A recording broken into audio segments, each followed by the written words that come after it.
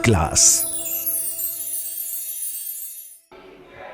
या हम सभी अपने जीवन में सुख और गुणों की अभिवृद्धि के लिए नीति के विषयों का श्रवण कर रहे हैं।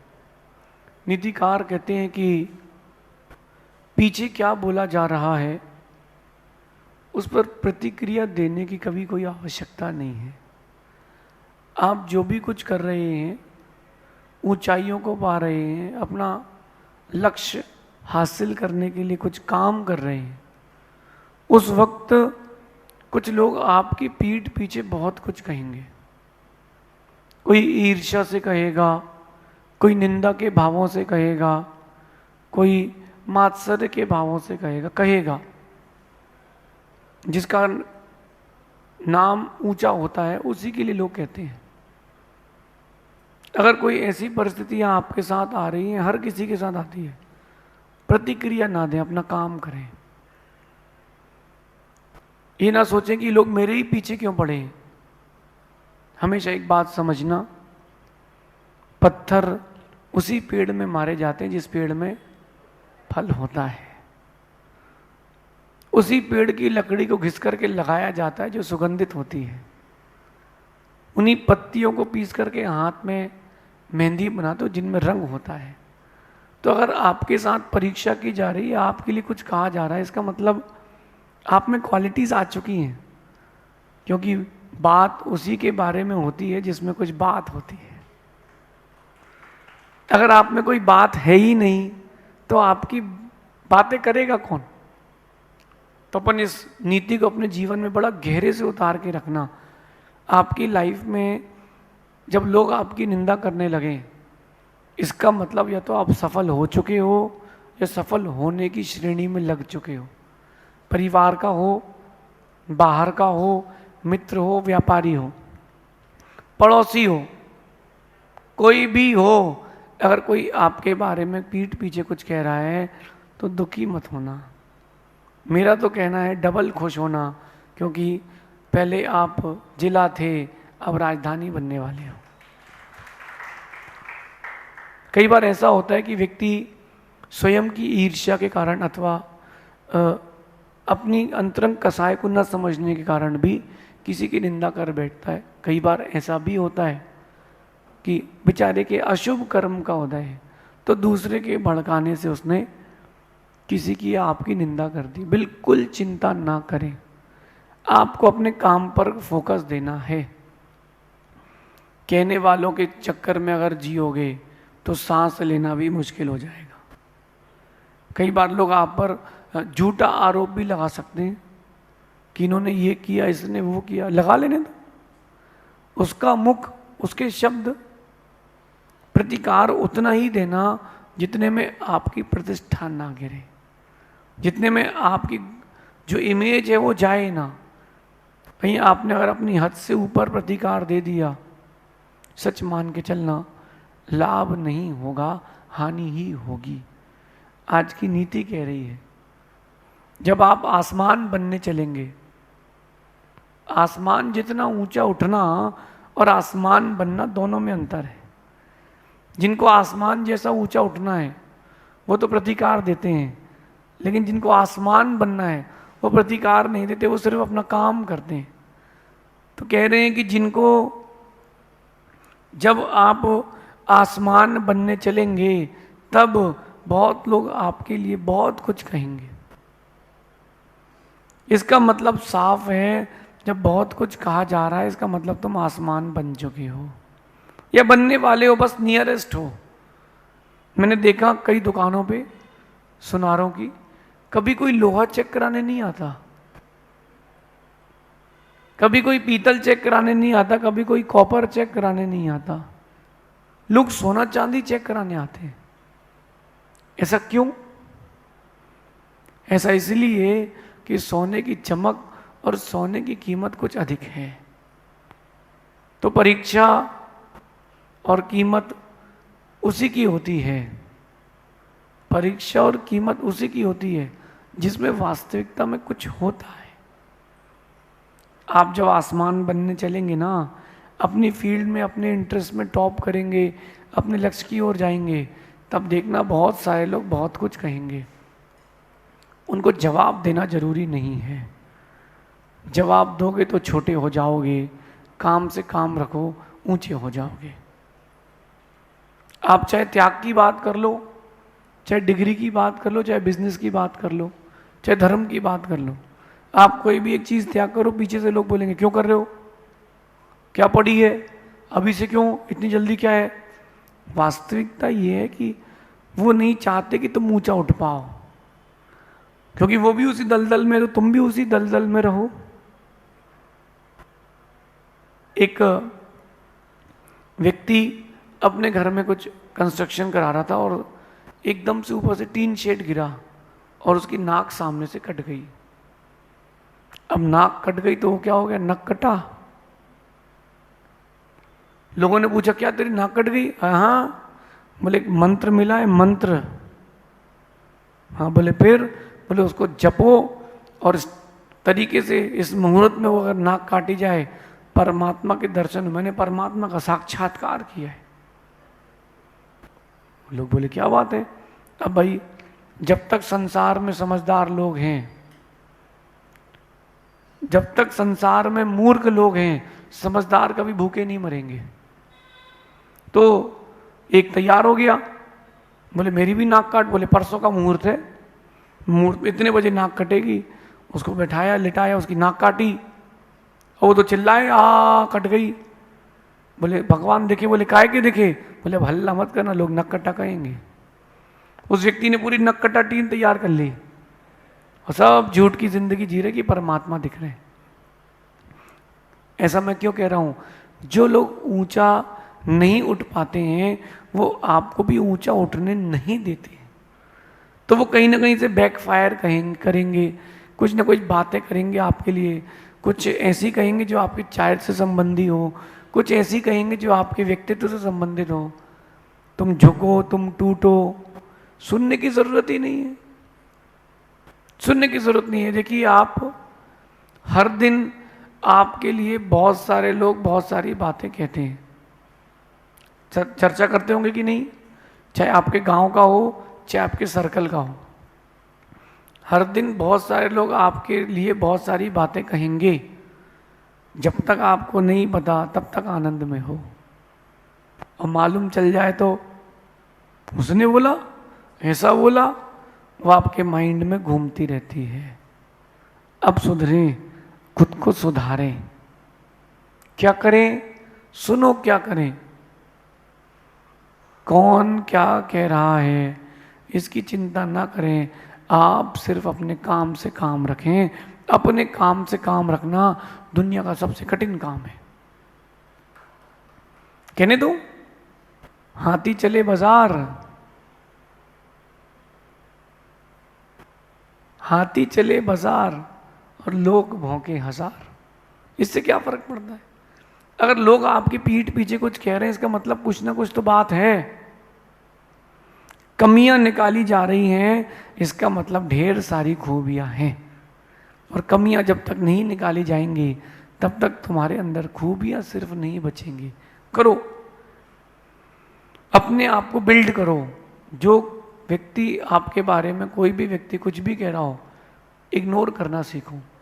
अगर वो कह रहा है कि तुमने ऐसा किया है और वो सही कह रहा है तो सुधार करो, बात खत्म, सुधारो। और अगर वास्तविकता में आपने वैसा कुछ भी नहीं कहा है तो मुस्कुरा दो।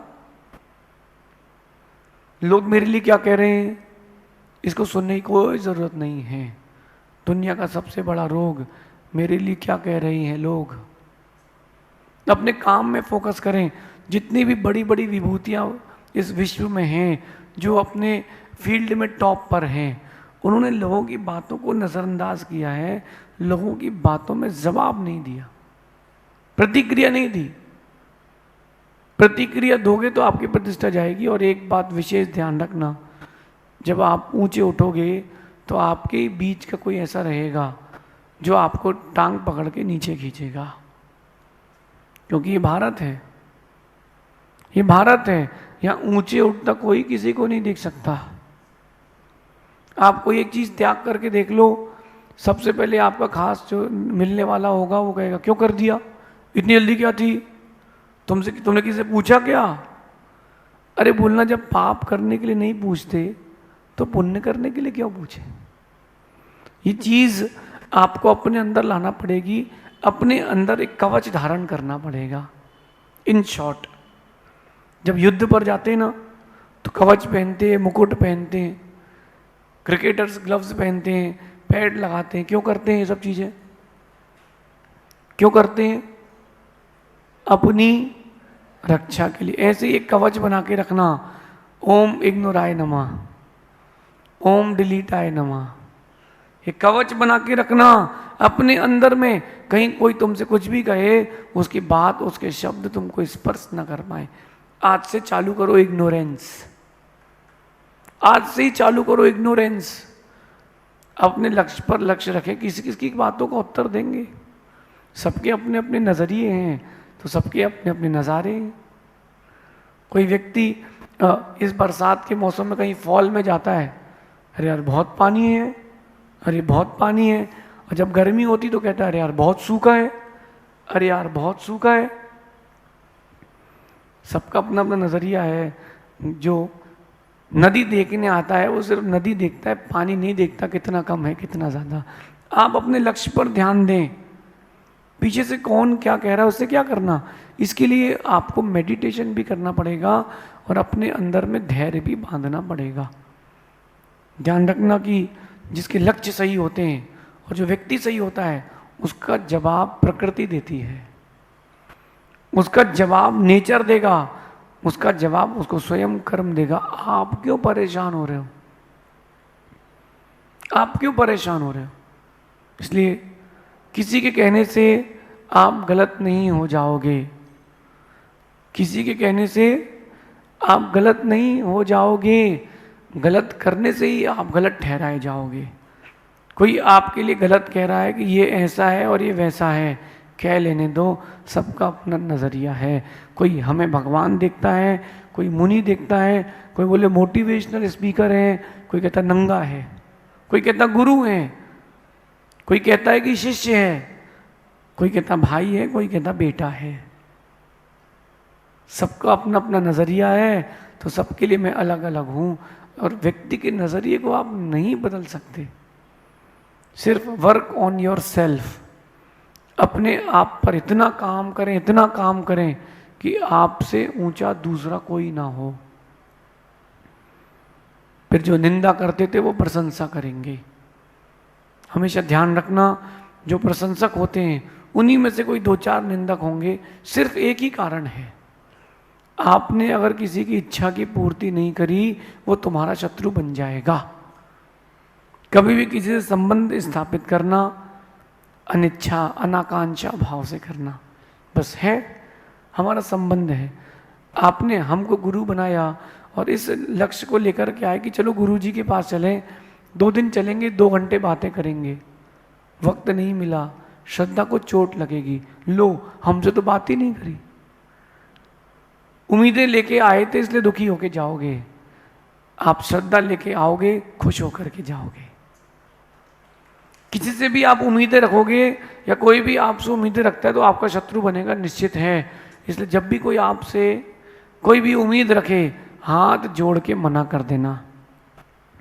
बोलना दोस्ती करो, उम्मीदें मत करो। उम्मीदें करोगे टूटेंगी, हम भी करेंगे तो टूटेगी। और जब उम्मीदें टूटती हैं तो उम्मीदें ही नहीं बहुत कुछ टूटता है। गलती व्यक्ति की नहीं है, गलती तुम्हारी उम्मीदों की है और तुम व्यक्ति को गलत ठहराते हो। कोई बात नहीं, अच्छे दिन फिर से आएंगे।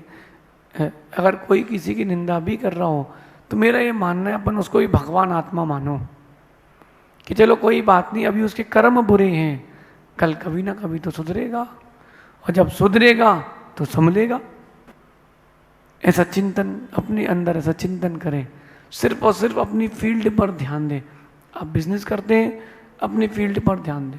आप अच्छी कुकिंग करते हैं, अपनी फील्ड पर ध्यान दें। आप अच्छे राइटर हैं, अच्छे लिसनर हैं, अपनी फील्ड पर ध्यान दें। देखो आप एग्जामिनेशन हॉल में जो टॉपर रहता है उसके लिए पीछे से लोग हुटिंग करते हैं, लेकिन अगर समझदार व्यक्ति तो अपने लक्ष्य पर ध्यान रखता है, मुझे तो लिखना है।